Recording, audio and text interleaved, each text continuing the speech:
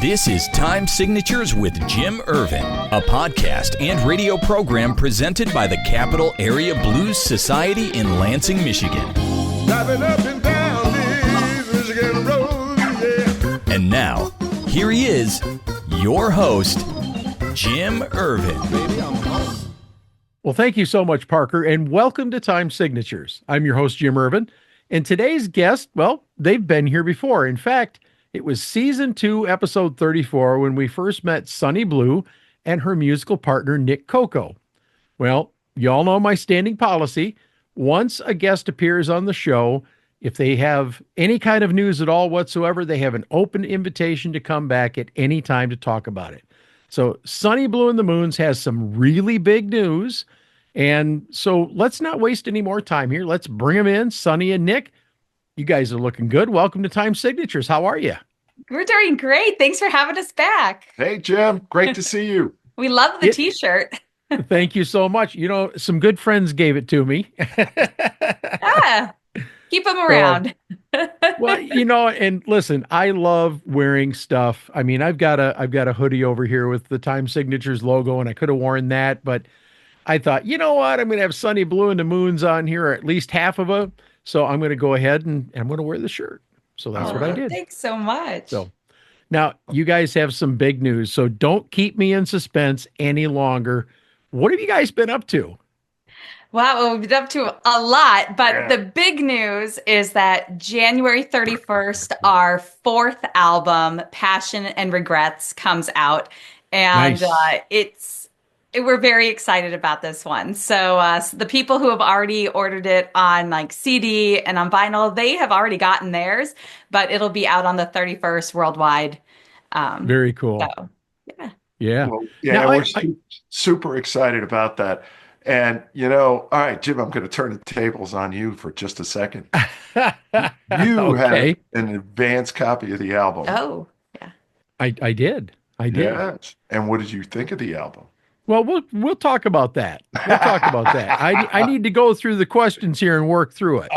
Okay. That's better. Now, I understand that you guys have been working with a legendary Michigan/Mississippi transplant.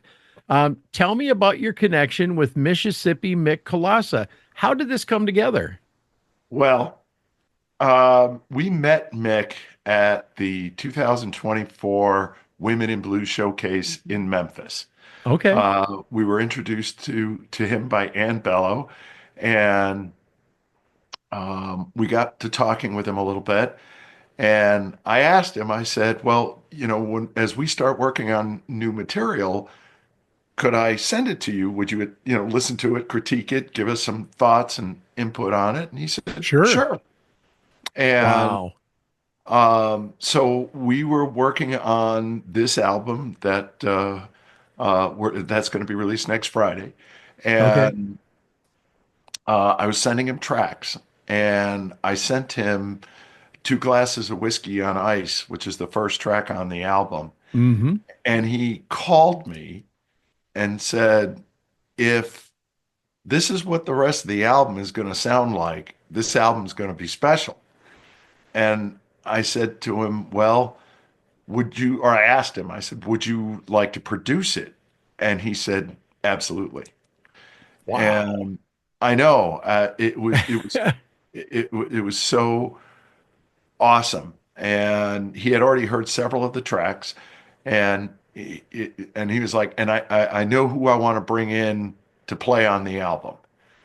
I mean, immediately, he said, we need Bill Ruffino to play bass on this album. We need, a little bit of tweaking guitar work from Jeff Jensen, and I have this amazing keyboard player by the name of Rick Steff. Yeah. And, and I got the perfect drummer, I mean, it was really quite good. And then when he said, I'd really like you to release this on the Endless Blues label, I was like, hell yeah. Yeah. Absolutely.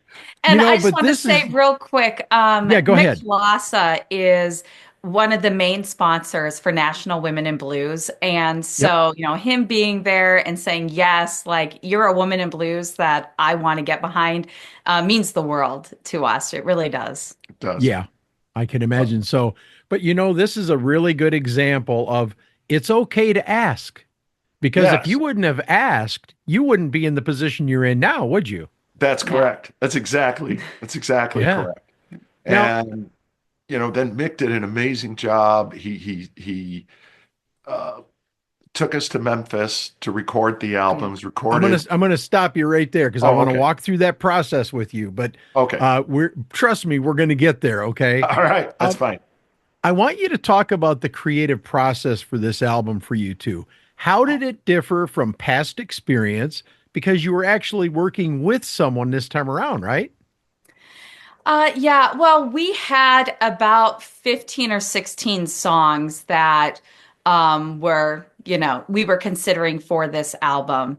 And we handed it over to Mick, and Mick really pulled the ones that he thought really fit the collection, this theme. We were Sure. kind of going back and forth Yes. with passion, regret, passions and regret, and he picked the ones that he thought made a compelling album, and with that theme going through all 10 of the tracks. And so the other songs we love, maybe they're on the shelf for another project, but these are the 10 that we thought really fit the theme of passion and regrets.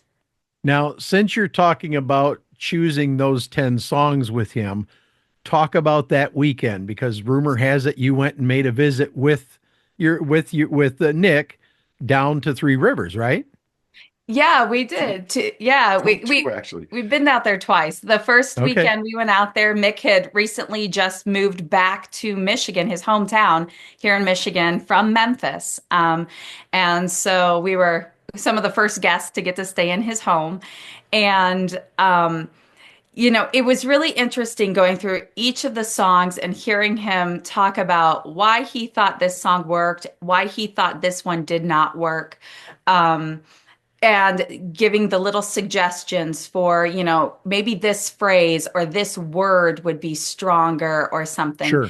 And, as songwriters, and, we've produced the first or three albums by ourselves, getting that input from somebody on the outside. As an artist, you're like, but that's my song. Those are my words, right? And there's that part of you that wants to like own every little bit of it.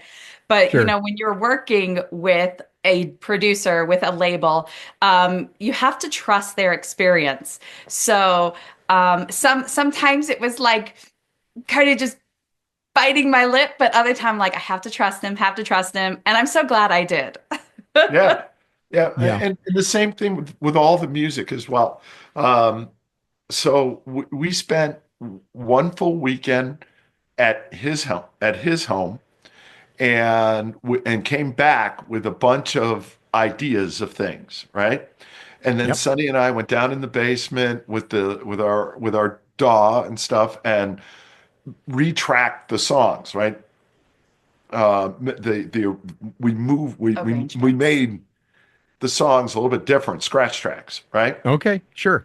Then we sent them to Mick, and then Mick listened to them and said, well, we should change this. We should do that. What do you think of this? How about this idea?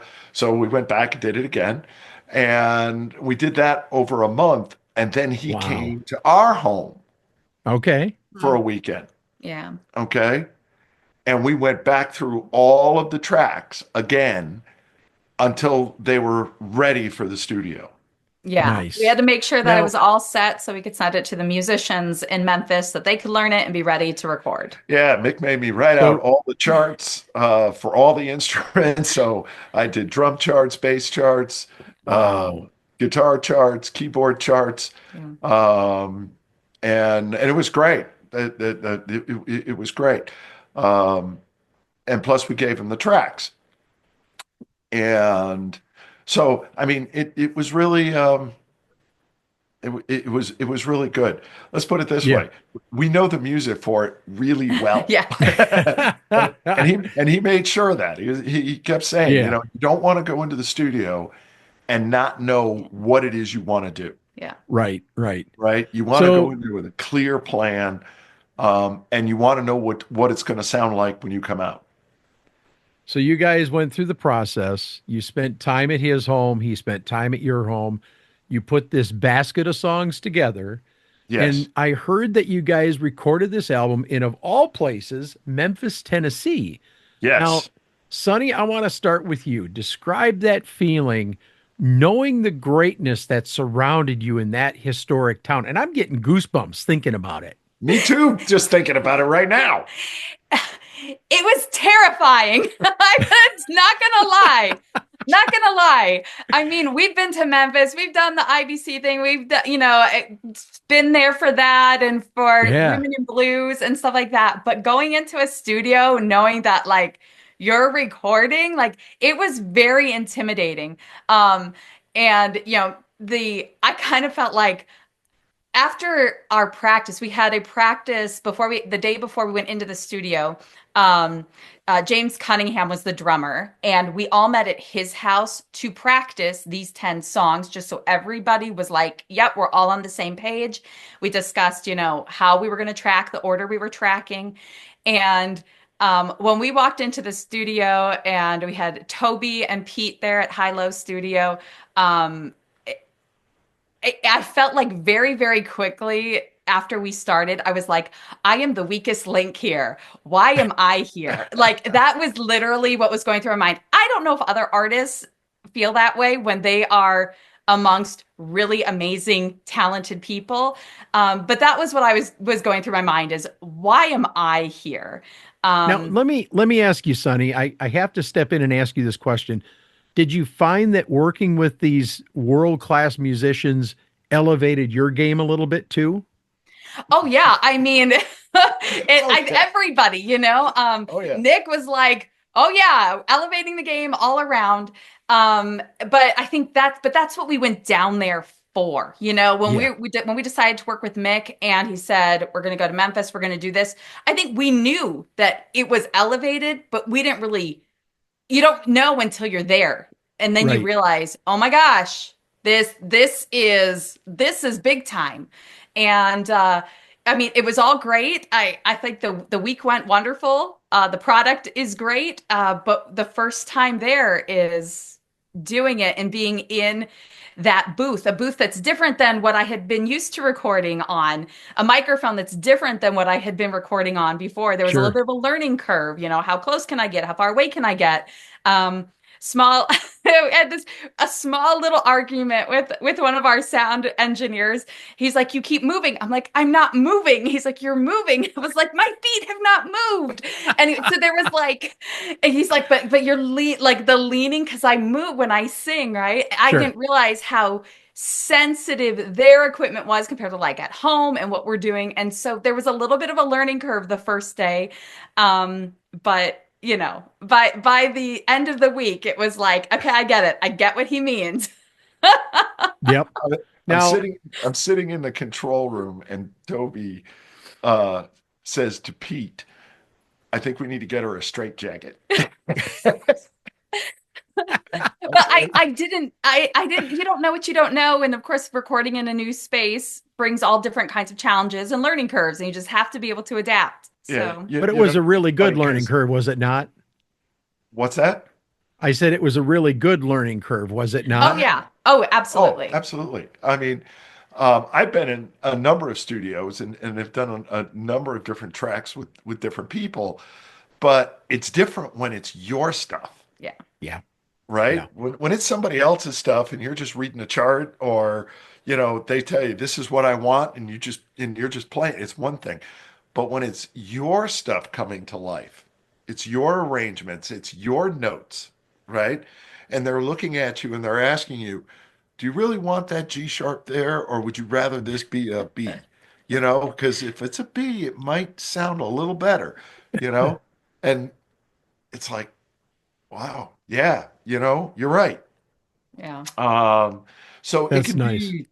um, it can be an overwhelming experience, but overwhelmingly good Yeah. as well. Sure. And then I'll tell you, to me, this is the best part about this thing. everything that I've done in recent years has been digitally done. So it's been all done with a DAW and stuff like that. And this album was recorded analog, and I didn't know that until we got Oh, there. wow. Let me just clarify real quick. Explain what a DAW is for the So audience, a because DAW some is people a might not. DAW is a digital audio workstation, which allows you to, if I hit a wrong note on the guitar, right, I can go in and just digitally fix it. It's like, all right, Wow. I bent this note. I should have bent it to an A. I only bent it to a G sharp. I can go in and fix it. With analog, that's not going to happen. Right. Right. You got to hit it, you Yep. know? So when you listen to this album, there's no edits. The guitar is the guitar. Yep. You know what I'm saying? The vocals are the vocals. The notes are the notes. There's no it was an incredible experience to Very have. cool. Okay. Now, And so the I'm album was recorded that way, it was mixed that way, and it was Hmm. mastered that way. Okay. So when you listen to the vinyl is amazing. Hmm. yes, it is. Thank you. And But you know, we played on it for sure. But I'm saying the mixing, the mastering, the it, expertise these guys brought to that in analog, yeah. unreal. And it feels like, to me, it feels like how it sounded when we were recording it. It Yes. wasn't like it was shoved through a machine and compressed and whatever, and then spits Right. out, your music at the end. It's like, it sounds like we were still in the studio. Like, this is what I remember it sounding like. And I feel like this is the first of our albums, finally our fourth one, where I feel like that's my voice, like authentically my voice. And so I'm very excited about this album just for that alone. And I feel the same way about my guitar work on Hmm. it, and all the musicians work on it. Okay. Um, it was all done that way. So it's really cool. Yeah. Very nice. It's Now, very I'm going to flip the page a little bit here because I have been fortunate enough to have a copy. I was given a digital copy to review in preparation for this interview. And then when I went down to see you and Sonny a couple of weeks ago to do some photos, I was presented with the items that I ordered, which was a copy on CD and a copy on vinyl, which I proudly own both. I've listened several times through, both on the CD and a couple times through on the album. And yes, there is a big difference in an analog album. I love the sound. But as I shared with you both, it took me a few plays through to get a really good feel for the album. But as the play count rises, so does my appreciation for the quality of this album. Now, I've got to ask you guys, and most people describe it as how do you choose between your children? Did you find on this album that you had any favorite cuts along the way? Go ahead. Oh, sure. Go ahead. I mean, I know what my favorites are, but you want to go So first? go ahead. You go. Oh, okay. Well, Two Glasses of Whiskey on Ice being the first one on there. And then one of mine that I really love is Peacock Strut. It's so fun. And I think why I love these two songs in particular is because I know I know the people who I wrote those songs about. And Okay. I'm not going to say who, but No. they are real people in my mind, real moments Wow. that I captured in a song. And Okay. so for me as a songwriter, those are probably the two songs that I'm the most proud of on the album. Um, and then of course, like Memphis Bound is probably the one that like connects with me on a spiritual kind of level. And that's the Okay. last track on the album. Yep. Nick, how about you? Okay. This is going to probably sound cliche, but it's true. I like every song on the album. Um, but I like every song for different reasons. Yeah. So if we Sure. had a 4-hour show, I could tell Right. you all of that. Uh,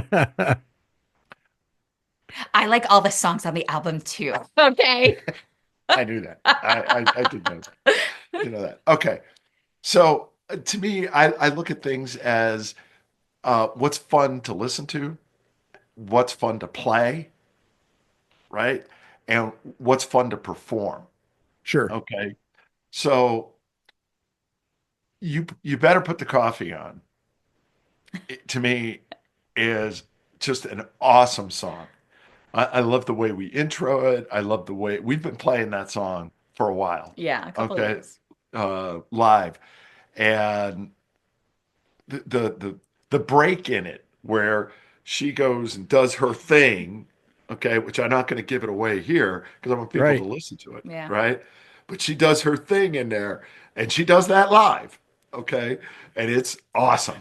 Oh, can I say one thing? Okay, so when you listen to that particular track, and we do the break and the band drops out, that was a one-time recording. Like I only had to do it one time, and when the band comes Wow. back in with the one that hit, like again, I have no click track, I have nothing in my ears, but I Wow. landed on that, and I was just like I was like silently like cheering and screaming. You could see everybody in the booth going like this because they're like, we don't know how she's gonna land on this because there's no click track, you know? And there's no time. There's no timing at all. So it was great. It was It one. was it was one and done. It was one and done. Nice. It was Nice. spectacular. And then on you know, I really like Two Glasses of Whiskey on Ice as well. Go ahead. I really like Two Glasses of Whiskey on Ice as well. Um, because I think we captured the feel we were going for Mhm. on that really, really well. I mean, the band, all the musicians just really, really well. And then um, I think You Put Me Out, Mm. I think is the most powerful message Mm. on the album. Yeah. And Sonny delivers that like nobody else can. It to me, that's an amazing song. Thanks, babe. It's a I'm good song.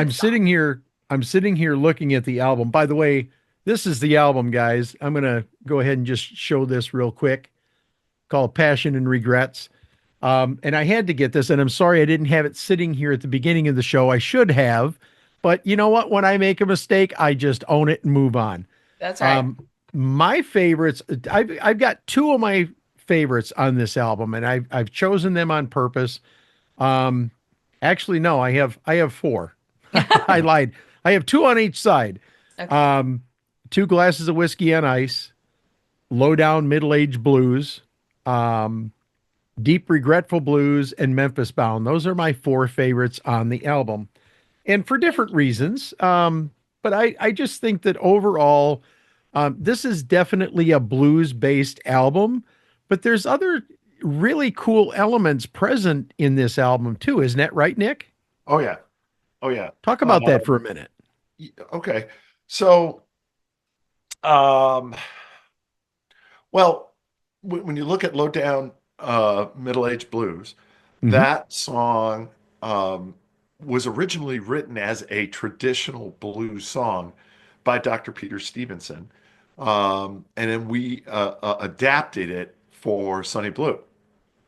And Mick wanted more of a ragtime kind of feel to the song, and I didn't. I wanted more of a honky tonk kind of sound. Okay. Okay. So this was great. So obviously, if it's either ragtime or honky tonk, we're talking about piano. Yeah. And so when Rick Steff shows up, right, to do his part, Mick runs right up to him and says, "This is what I want for that." Okay. And then I ran right up to him, right next to Mick, and said, "Yeah, but you got to make it honky tonk as well." And he just looked at me, and then he looked at Mick, right? And we're both standing there with like this stern face. And he says, "Okay, I think I know what you want." Okay. And what he did was he blended the two concepts together. Nice. Mhm. Okay. So Low Down Middle Age Blues is it's it kind of crosses over into that honky tonk side of things. All right, which again can be bluesy, but it kind of leans a little bit um, towards the country honky tonk side a little bit. Okay, Okay. all right. Then you've got songs like Deep Regretful Blues, which definitely leans more towards rock. You Mhm. got She Woman, which definitely leans towards blues rock. Mm-hmm. Okay. Why Um, don't you do right? and then you got Why Don't You Do Right? Okay, which is a classic jazz standard that Sonny and I have been Yeah. doing together for years. And we play that at our shows and at other places that we perform at because we like doing jazz as well. Sure. And Mick heard us doing that song.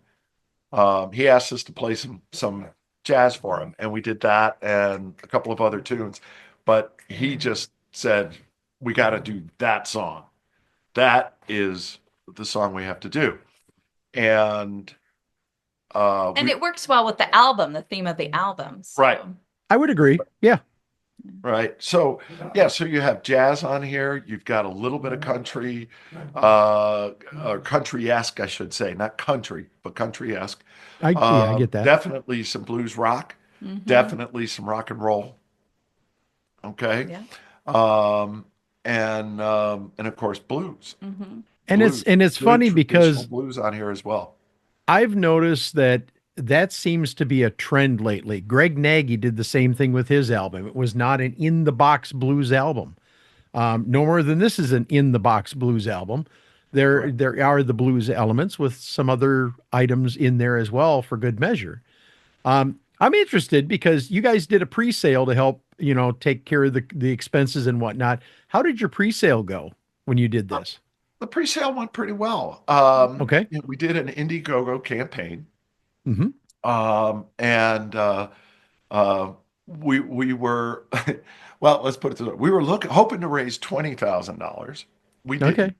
Okay, but we did raise enough money to be able to pay the musicians on the album. hmm Good. Okay, Yeah. um, and to cover some of the travel costs and stuff along Yeah. those lines. And because I mean, we had what 10 or 8 nights, Airbnb. lodging, Yeah. food, Wow. all of those Wow. things for the album.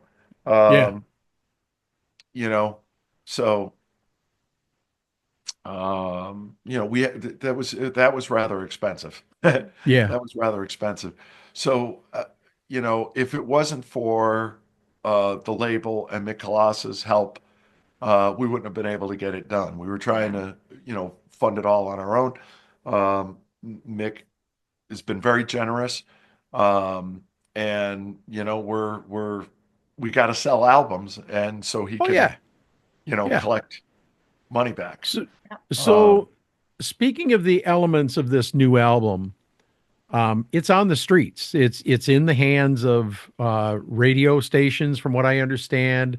Other members of the press, recognized members of the press. That's how I got my copy to prepare for this interview. Talk about some of the reviews that you guys have gotten already. I'd love to have you share that. I know you're excited about it. Okay. Yeah, we've gotten at least three back to date that four. Okay, that I For haven't okay. seen the fourth one then. But they have all been very positive. You know, it's funny. Sometimes people just write, like a two-paragraph review and say, "Good job. These are the tracks that I liked the most," kind of thing. We had one person in Mike Doherty. particular who, say it again. Mike Doherty. Yeah, Mike Doherty, on his blog. I guess he's got a blog. Okay. And he just wrote Massive paragraph amount. after paragraph. I mean, he listened to the songs on the album like a fan would. I mean, all the little things that we wanted people to pick up on, he picked up on those. It was like he was in the studio with us. Nice. So I mean, like I said, Yeah. the compliments that are coming in for like all the musicians and Sorry, the dog. You're good. You're good. And the vocal work and just everything. It has been um it's been very kind, all the things that people have been saying about the album. Gotcha. Sorry. Hoagie Carmichael wanted to get his 2 minutes of fame. There he I is. love Hoagie that Carmichael. dog. There's Hi, Hoagie. buddy. Yeah. Yep. He's looking. Looking at the gym. He hears you, but he doesn't know where you are. Sonny, I can imagine you guys are busy working on some heavy duty promotions in the coming months, but rumor has it you have two really big events coming up in just over a week from now, don't you? Yeah, we have some big stuff coming up.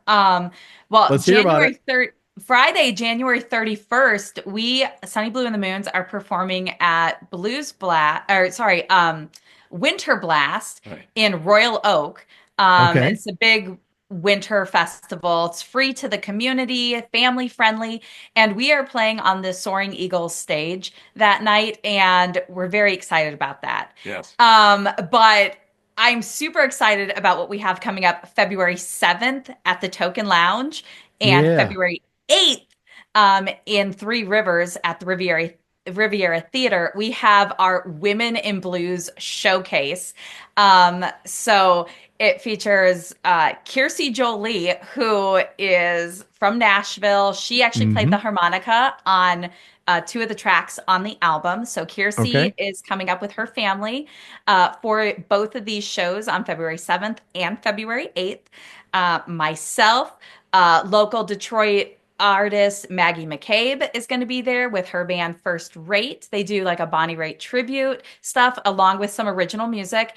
Wow. Lexi Blue is going to be there. I think she's from like the Kalamazoo Blues Society, so she's going to be there. Anyway, and then same kind of lineup on the 8th with Lisa Chilton joining us. And we have this really great person who's going to be emceeing the show on February 7th. Gosh, who is Oh, that? do tell. Do tell. I think his name is. I think his name is Jim Ervin. Yeah. So Yeah. He happens to be the host of this show. yes. So February 7th, get your tickets for the Token Lounge to see the Women in Blue showcase with your MC, Mr. Jim. So it's going to be great. Mick Colassa is going to make a guest appearance both nights. He's going to MC the second night. Yeah, and he's because emceeing. Jim's not available. Yeah, Jim can't be Yeah. there. That's okay. Jim's a busy guy. Everybody wants him around. So we're very excited, but people can go to sunnyblue.com and get those tickets, find the ticket links for February 7th and February 8th for the Women in Blues showcase. Yes. Very Please nice. do it. Please do And it. I It's gonna am be I am amazing. so honored. I am so honored to be a part of this Women in Blues showcase at the Token. First of all, the Token Lounge is legendary for the blues. Yeah. And I've been there many times for programs and concerts, and to think that I'm going to have a chance to be on the stage and bringing the ladies out, and I'm excited. I really am. Well, we're super but yes, excited to have you there and be with us. thank you. Thank you. It's going to be an incredible honor. You all get to see me cleaned up. There's going to be pictures for those that don't follow me on my Facebook page. Those that do have already seen some photos, but I actually went out and bought a suit for this event. And I'm figuring, hey, it's the blues, so it should be a blue suit. And that's all I'm going to say for now. That's right. So, That's it. but I've seen it's going the to be, pictures, and the boy cleans up well. Yeah. Yeah. it's going to be a great time. And I would love to see us pack this place out. So let me put in my personal request of anybody that's watching under the sound of our voice. Please go to sunnyblue.com. You can also, I believe you can get your tickets at Token Lounge at Token, was it tokenlounge.com? That's right. And they can get them at the door, but we can't guarantee there'll be any left. Or they can go to ticketweb.com and just There search you Sunny go. Blue or Women in Blues. Yep. There you go. So Okay. aside from these two big events, how about tour plans? Have you got anything you're working on at this time? Yes, we have some mini tours. Okay. We have a mini tour coming up in March during spring break. We're going to do several shows. We're going to Missouri, Illinois, Indiana, and Western Michigan. Very nice. More details to come on sunnybleau.com. You can Yeah. find it there. And then we'll be doing some weekenders coming up here in April and May. And Okay. then come June, we're going to be doing, we have some big stuff to announce coming up. Yeah. So Very very cool. excited about it. Some festivals and other things that we're going to be Yeah. participating in. Yeah. Very cool. Now, Nick, rumor has it this album is not the only big news in your lives. Come No, on, it's man. not. It's not. Spill the No, tea, it's brother. not. Let's hear it. What's going Okay. on? Well, back on December the 18th, Okay. I proposed to this beautiful lady, and she said yes. I did. I said yes. Woo! Yeah. Yep. So we're gonna get married someday. Yep. Yeah, someday. Someday we're going to get married. Well- But it's fabulous being engaged, and I love this woman. Well, listen, the good news is I am also an ordained minister as well as a photographer, so I'm available if you need me. Just give me a There call. we go. Yep, we know. All right, you two. You've been here before. You know the drill. This is your chance to shine. Where can folks go to purchase your album, which I happen to know that you have CDs as well as vinyl, as we've already discussed here. We got a piece of vinyl right here. Where Yes. can they buy it? Maybe pick up some merchandise. And I'm sorry I didn't bring your mug in here. Yeah. Shame on me. I should have brought it in. But maybe they want to book you for a gig too. Where can they go for all of this? That's a great question, Jim. And there's only one answer. They can go to sunnybleau.com. And right there, we've got our store, we've got booking information. And I just want to say, I know a lot of people like to stream their music. You know, they're going to do it off of Spotify or something like that. But, and that's cool. That's cool. If you decide to do that, just remember that the artists, we don't get paid much of anything when you do that. So if you really love the music, go to sunnybleau.com and get yourself a t-shirt or a mug to show your support for the artists if you're going to stream the music. Now, do you do Right. digital downloads there as well? Yes. Yes. And you can get Okay. little digital downloads off of our website as well. And I really appreciate you saying that because you just used that as a springboard to help me into my last segment here. Because Okay. while we're talking about getting a copy of your latest album, I just want to say from the bottom of my heart that I had access to the digital copy, as a lot of people know, in preparation for the interview. I'm a firm believer in supporting our musicians and buying a physical copy. That's just me. Before streaming it. And in fact, I have a CD and vinyl, as you know. But I happen to know that it takes about 1,500 streams to equal the sale of just one album. That's So correct. my personal request to those watching and listening is, come on, gang, let's do what we can to help keep our musicians out on the road and providing live music for us. Buy a copy, okay? You won't regret it. Buy some merchandise. You know, all you got to do is spend a little bit of money, and that little bit of money goes a really long way. Would you It guys really agree? does. It does. It really does. It does. For all musicians. Mhm. So Yes. if you like the musician, the best thing you can do for that musician is to buy their merchandise. Yes. That's how they make their living. Mhm. And as I told you, that's a standing deal for me. And I know vehicles nowadays, a lot of them don't have CD players, but they do have MP3 players, and you can buy the CD and put it on your phone or whatever, That's and correct. do it digitally that way. But at least you're still supplying and doing support for the musicians that are out there. Absolutely. Sonny Bleau, Nic Cocco, it has indeed been a pleasure once again to talk to you both. I'm really Always excited a to pleasure. MC the Women in Blue Showcase on February 7th at the Token Lounge in Westland, Michigan. And I want to thank you both for being here today. Thank you so much, Jim. It's always a pleasure to see you. Thanks, Jim. Great to see you. Best of luck with the show. Love the show. Yeah. Thank you. A quick thing. I plan at least 1 hour every week to watch Time Signatures. That's right. Well, thank you. I And appreciate everybody watching this should do the same. That's right. that. Thank you so much. Well, that wraps up this edition of Time Signatures. Huge thanks once again to Sonny Bleau and Nic Cocco of Sonny Bleau and the Moons, but also to you, for without you, none of this would be possible. Jim Ervin reminding you that keeping the blues alive is everyone's responsibility, but preserving the history of the blues one story at a time, that's my mission. Until next time, so long.